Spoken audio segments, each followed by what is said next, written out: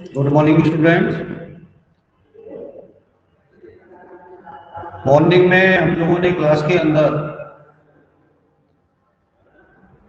Resolution of partnership form start किया था। अब उसी को आगे कंटिन्यू करेंगे, लेकिन उससे पहले मॉर्निंग में है आपकी स्क्रीन पर मैं शो करना चाहता हूँ।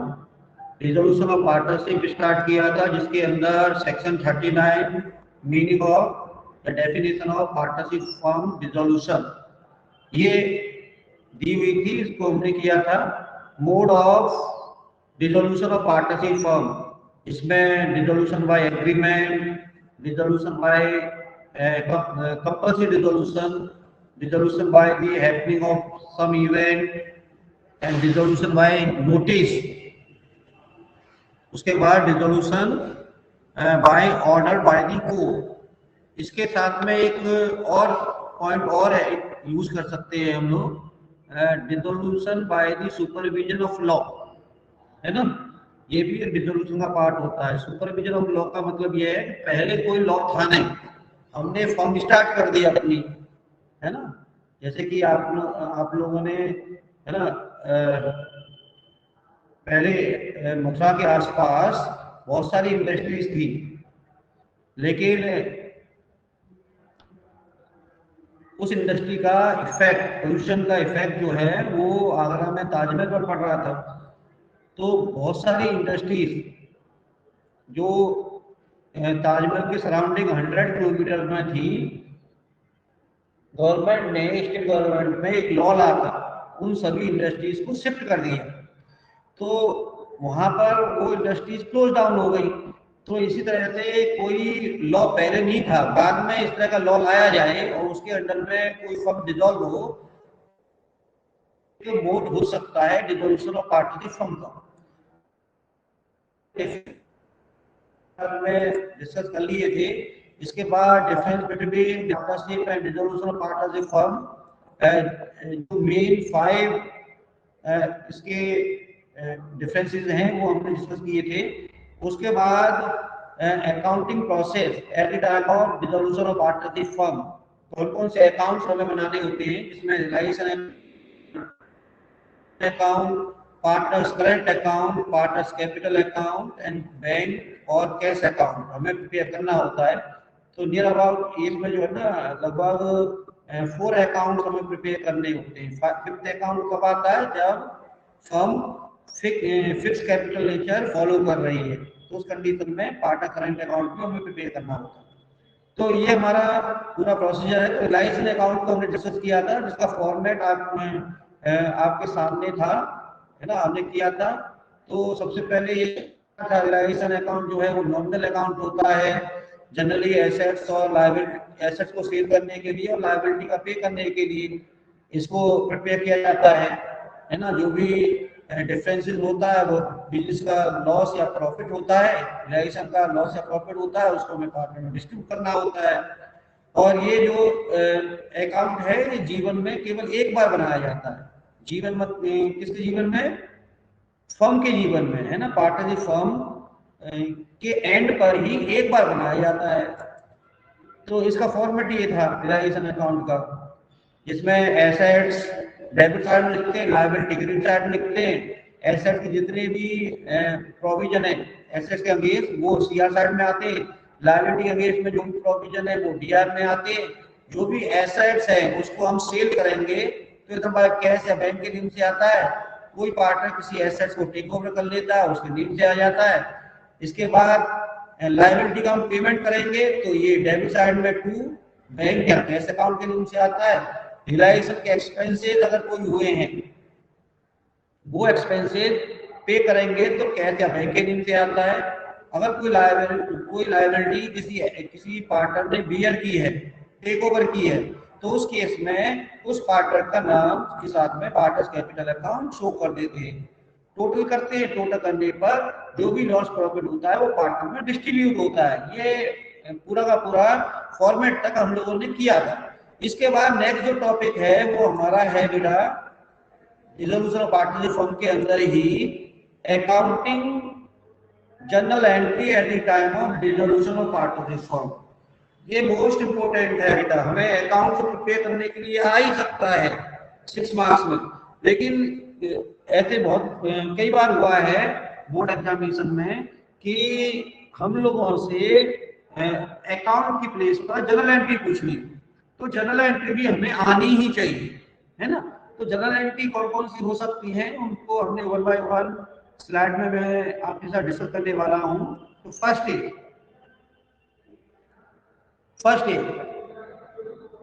For closing the account. Closing the account, इसमें सबसे पहले जितनी भी एसेट्स हैं जो बैलेंस शीट में दिखाए गए होंगे, कहीं ना कहीं इनके बैलेंस जो है ना, उनके लेजर अकाउंट्स ओपन होते हैं, वो ट्रांसफर होकर ईयर एंड पर लाए जाते हैं फाइनल अकाउंट्स के अंदर और बैलेंस शीट पर शुरू होते हैं।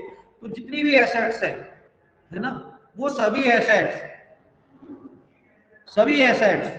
है ना, रिलायंस अकाउंट के डेबिट साइड में आपको शो करनी होती है। तो ये मैंने बताया था कौन कौन सी चीजें जो है डेबिट साइड में वो एसेट साइड में होती हैं, लेकिन लेके नहीं आते, वो मैंने फॉर्मेट में बता दिया था। तो लेकिन फिर भी मैंने नीचे नोट में दिया हुआ है, तो all assets of the firm except cash and bank balance are transfer to this account. Reliance account में हमें ट्रांसफर करना है डेबिट साइड में, तो इसलिए हमें रिलायंस अकाउंट को डेबिट करना है। Reliance account debit to sundry assets account, और ये एसेट इंडिविजुअली शो होंगी, जैसे to plant and machinery, to furniture, to building, इस तरह से जो एसेट्स होंगी उसके नेम से आपको शो करनी है, और बुक वैल्यू पर आपको शो करनी है बेटा, ठीक है। बुक वैल्यू का मतलब ये है कि बैलेंस शीट में जो वैल्यू दी हुई है, मशीनरी की वैल्यू 50,000 है, तो 50,000 यहाँ पर जो बैलेंस शीट में दी हुई है वो यहाँ शो करनी है। तो बुक वैल्यू पर हमें ये सभी एसेट्स शो करनी होती हैं। अब नोट में मैंने वो चीज दिया हुआ है, 50 से assets such as accumulated losses like private balance of P&L account and deferred revenue expenditure like debit balance of advertisement account are not included in the definition of assets, should not be transferred to Reliance account। ये Reliance account में नहीं दिखाने, such account should be transferred to partner capital account। जैसे admission में retirement में होता था कि डिफर्ड एक्सपेंडिचर या P&L का लॉस जो है वो हम लोग पार्टनर कैपिटल अकाउंट में शो करते थे, यहाँ पे भी वो शो करना है, अलग नहीं है कुछ इस तरह का। लेकिन if there is a existing provision in any asset, ये मैंने बता दिया आपको कि एसेट्स के अगेंस्ट में कोई भी प्रोविजन बना हुआ है, such as provision for bad debt and doubtful debt and provision for depreciation etcetera, they should be transferred to Reliance account at the gross figure and such provision should be transferred to credit side of reliance account, ठीक है। तो हमें ये देखना है कि जितनी भी एसेट्स हैं उनको रिलायंस के डेबिट में शो करना है, और जितनी भी लायबिलिटी है वो रिलायंस के क्रेडिट साइड में शो, जितनी भी लायबिलिटी वो क्रेडिट साइड में शो होंगी, लेकिन एसेट्स के अगेंस्ट प्रोविजन भी क्रेडिट साइड में ही शो होगी। तो उसके लिए हमें एंट्री करनी है। देखिए entry number 2, entry for provision against assets. तो provision against assets such as provision for depreciation, provision for bad debt, etc. are transferred to Reliance account by passing a separate entry। तो ये entry होगी ना, provision for bad debt account debit, provision for depreciation account debit, investment fluctuating fund account debit, machinery replacement reserve account debit to Reliance account, ये entry हमें करनी है, ठीक है। तो एसेट्स को डीआर साइड में रिलायंस में ट्रांसफर करना है, और एसेट्स के अगेंस्ट में जो भी प्रोविजन है वो रिलायंस के सीआर साइड में शो करना है, ठीक है। Next entry number 3, for closing liability accounts at book value. जब हम बैलेंस शीट हमें दे रखी हो क्वेश्चन के अंदर, और बैलेंस शीट में जब लायबिलिटी साइड में हमें देखना है कि कौन सी लायबिलिटी हमें रिलायंस अकाउंट में लेके जानी है, तो ये ध्यान में रखना है कि आउटसाइड लायबिलिटी हमें रिलायंस अकाउंट में सीआर साइड में शो करनी है एट देयर बुक वैल्यू। तो एंट्री में करनी है sundry liability account debit to Reliance account, sundry liability account debit to Reliance account. अब इसमें ना इधर नोट में अगर आएंगे तो कुछ नोट मैंने इसमें क्लेरिफाई किया है आप लोगों के साथ में।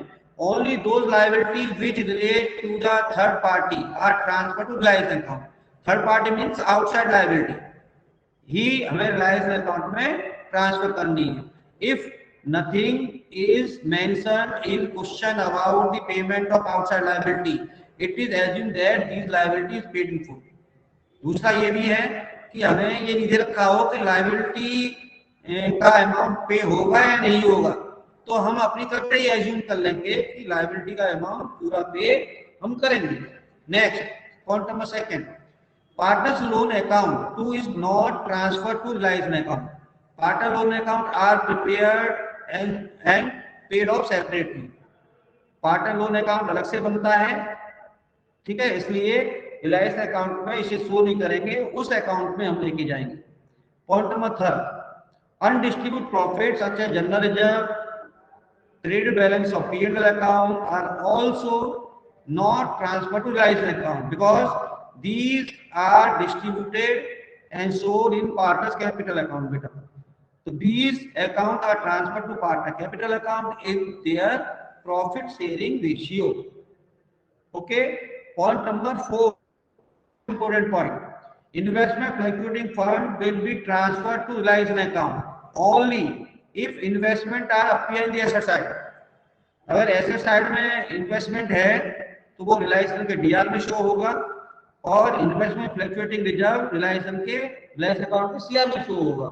लेकिन अगर इन्वेस्टमेंट नहीं है और केवल इन्वेस्टमेंट फ्लक्चुएटिंग रिजर्व दिया हुआ है, तो in this case all investment fluctuating reserve और fund should be distributed between partners and shown CR side of partner capital account beta, so that otherwise it will be credited to capital account.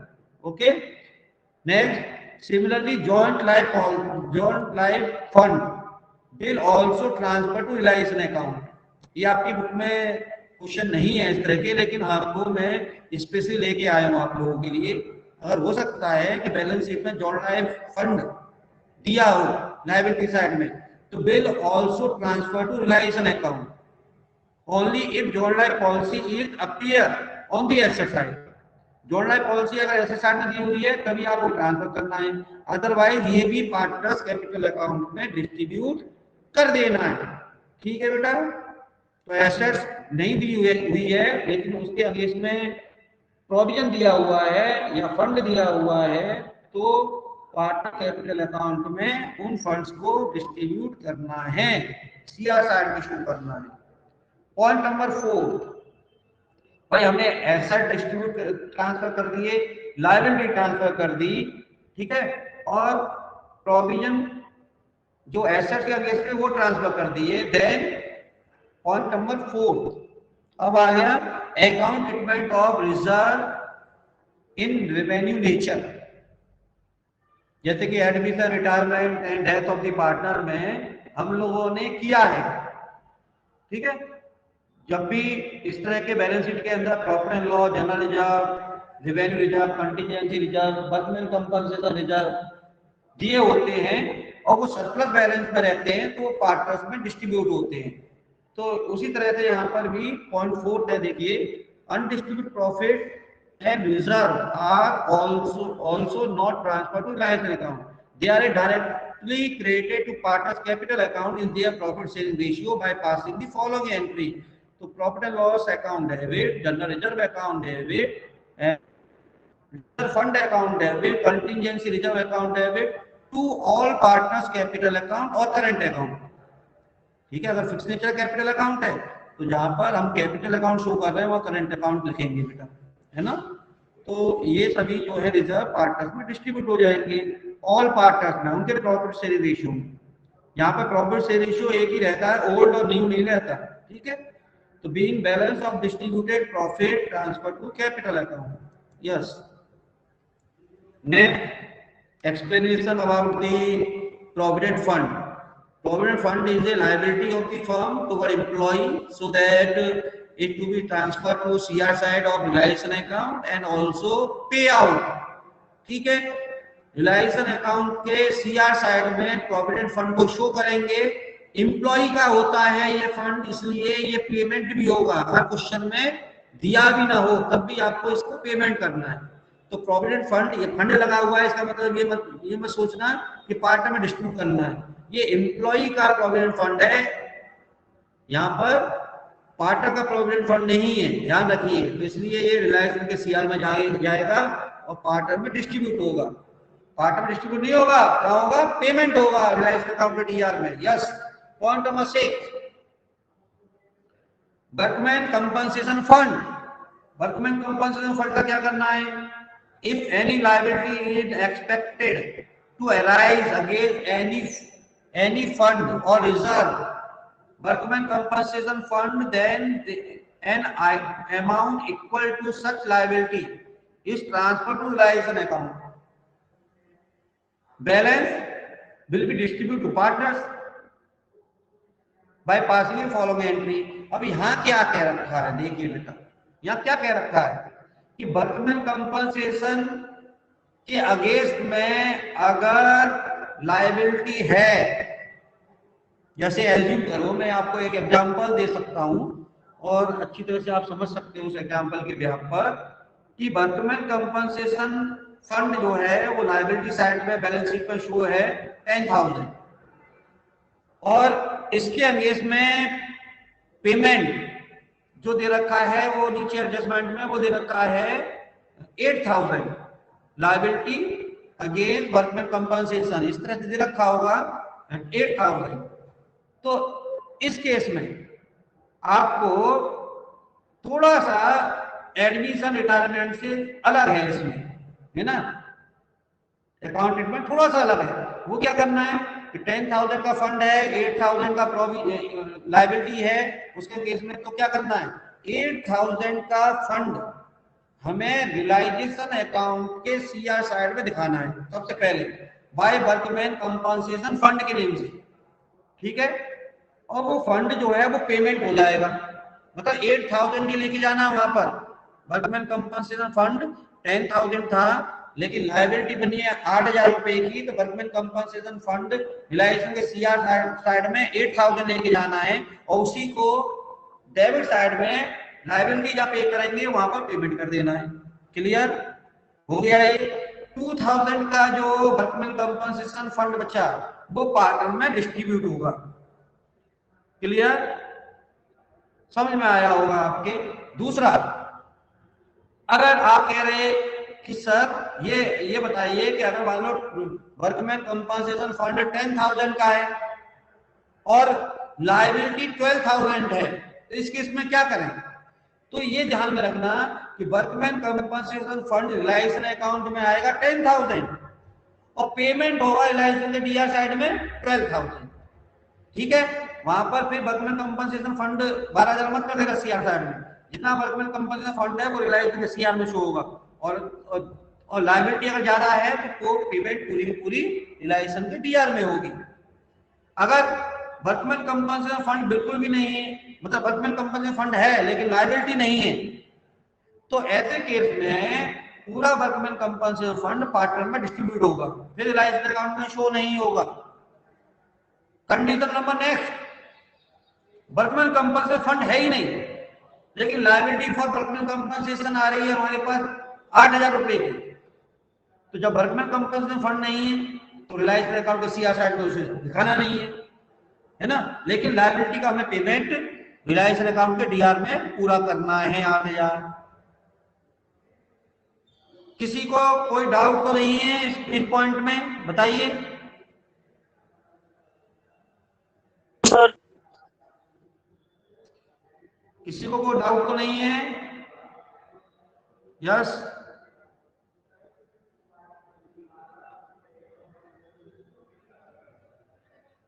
No sir, नहीं है।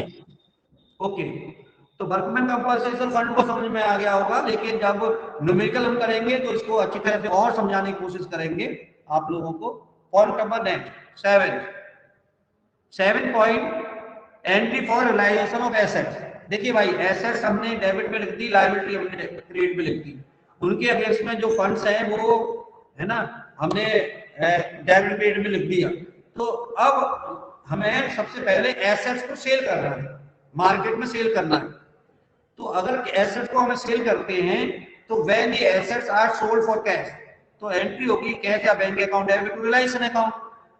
लेकिन ऐसा भी हो सकता है कि उस एसेट्स को कोई पार्टनर टेक अवे करे, टेक ओवर करे, तो उस केस में भी एंट्री है यहाँ पर when assets is taken over by one of the partner, then क्या बैंक की प्लेस पे क्या आ जाएगा, पार्टनर्स कैपिटल और current account debit to Reliance account, सीधी बात, ठीक है। सी देखिए, अब सी पॉइंट इंपोर्टेंट पॉइंट है, क्योंकि जब न्यूमेरिकल करेंगे ना तो ये सब चीजों को ध्यान में रखना है। सी पॉइंट देखिए, if an asset is given away to the creditor, मतलब एक एसेट अगर किसी लायबिलिटी होल्डर ने ले ली है, ये जरूरी थोड़ी है कि लायबिलिटी का हम पेमेंट कैश में ही करें, हम किसी एसेट्स को भी करते हैं कि भाई ये एसेट ले लीजिए हमारे पास, तो in part payment his due, the agreed amount of the asset is deducted from the claim of the creditor and the balance is paid in to him. No entry is part to transfer of asset to the creditor.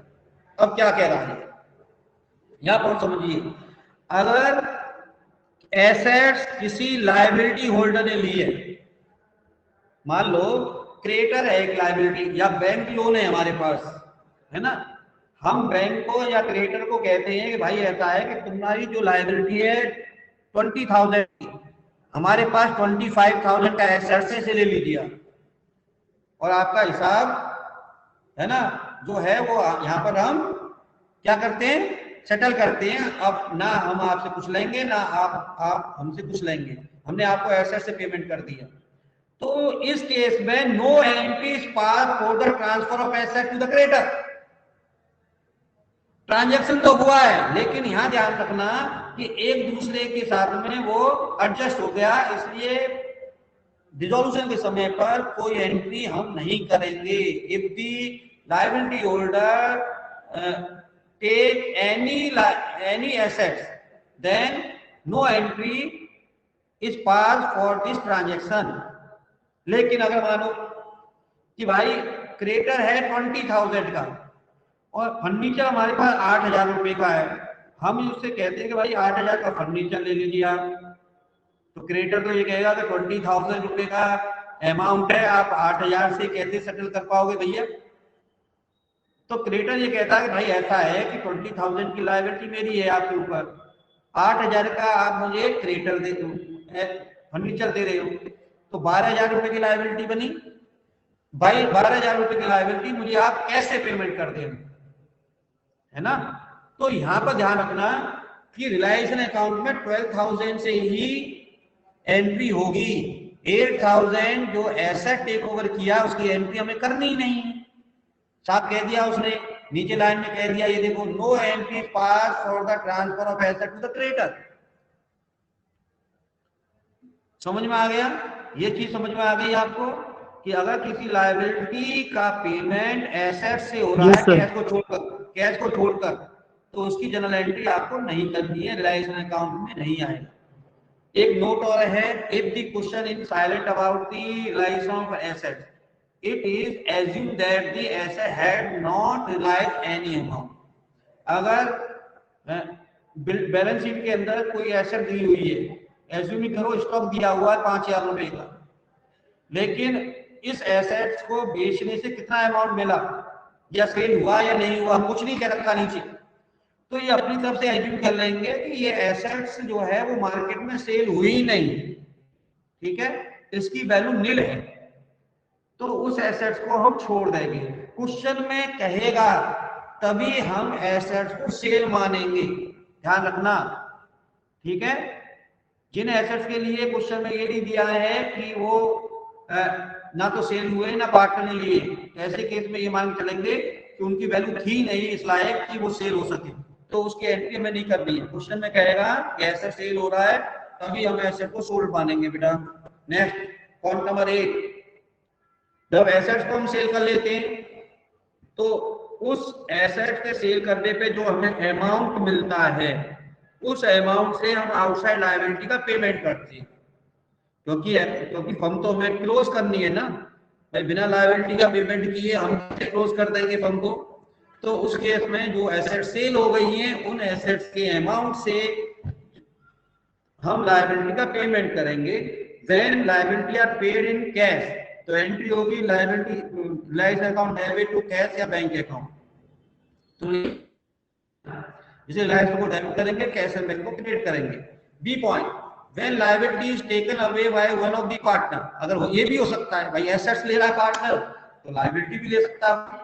तो अगर ये कहता है कि भाई जो liability है ये, भाई एज्यूमिंग करो कि मिस्टर एक्स पार्टनर है और मिस्टर एक्स की वाइफ है मिसिज एक्स, वो ये कह रही है कि मैंने जो लोन दिया है फर्म को 5,000 रुपए का, है ना, तो यहाँ पर एक्स ये कह सकता है कि चलो मैं अपनी वाइफ का लोन जो है वो सेटल कर लूंगा, मैं ये जिम्मेदारी ले रहा हूँ। तो उस केस में कोई लायबिलिटी बियर कर रहा है कोई पार्टनर, तो एंट्री करेंगे रिलायंस अकाउंट डेबिट टू उस पार्टनर, तो पार्टनर्स कैपिटल अकाउंट, तो यहाँ पर 2x कैपिटल अकाउंट का या करंट अकाउंट आएगा बेटा। समझ में आ गया ना? इसमें कुछ नोट है नीचे देखिए, if any liability paid by other than cash no entry will be pass. मैंने आपको बता दिया कि अगर किसी लायबिलिटी का पेमेंट किसी एसेट से थ्रू होता है कैश को छोड़कर, तो उसकी कोई एंट्री नहीं करते। Number 2, if the question is silent about the payment of liability it has to be paid out in full. अगर किसी लायबिलिटी के बारे में साइलेंट है, क्वेश्चन में कुछ नहीं कह रखा है ना, जैसे कि आउटस्टैंडिंग सैलरी है, ये लायबिलिटी है, हमने रिलायंस के सीआर साइड में शो कर दिया इसको, ये आउटसाइड लायबिलिटी है। अब इसके बारे में क्वेश्चन कुछ नहीं कह रखा कि पेमेंट हुआ है नहीं हुआ, तो उस लायबिलिटी का आउटस्टैंडिंग सैलरी का हमें पूरा पेमेंट करना है। एसेट्स के बारे में क्या कह रखा है? एसेट्स के बारे में ये कह रखा है कि एसेट्स के रिलेटेड ये इंफॉर्मेशन नहीं हो कि वो सेल हुई है, तो इसे क्या मान लीजिए, सेल नहीं हुई है, जीरो हो गई, लेकिन लायबिलिटी का पेमेंट हमें पूरा करना है बेटा, ध्यान रखिए। यस बेटा। Entry number 9, account treatment for Reliance expenses. अब देखिए डिसोल्यूशन जो प्रोसेस होती है वो बड़ी प्रोसेस होती है, इसमें हम बाहर के एक्सपर्ट का भी सर्विस लेते हैं और एसेट्स को मार्केट में जाके सेल कर रहे हैं या फिर इस तरह का कोई इवेंट ऑर्गेनाइज कर रहे हैं जिससे कि हमारी एसेट्स सेल हो जाए। तो यस, तो ये एसेट जो है उनसे जो एक्सपेंसेस हो रहे हैं उसका ट्रीटमेंट है ये, है ना, और ये ट्रीटमेंट जो है वो मैं आपको कल कराऊंगा, ठीक है। क्लासेस आज इतना ही रहने देते हैं, कल इन ट्रीटमेंट को हम कराएंगे और उसके बाद न्यूमेरिकल भी कल एक मैं आपको कराने वाला हूं। यस सर, छुट्टी हो गई क्योंकि सर। Yes sir. अच्छा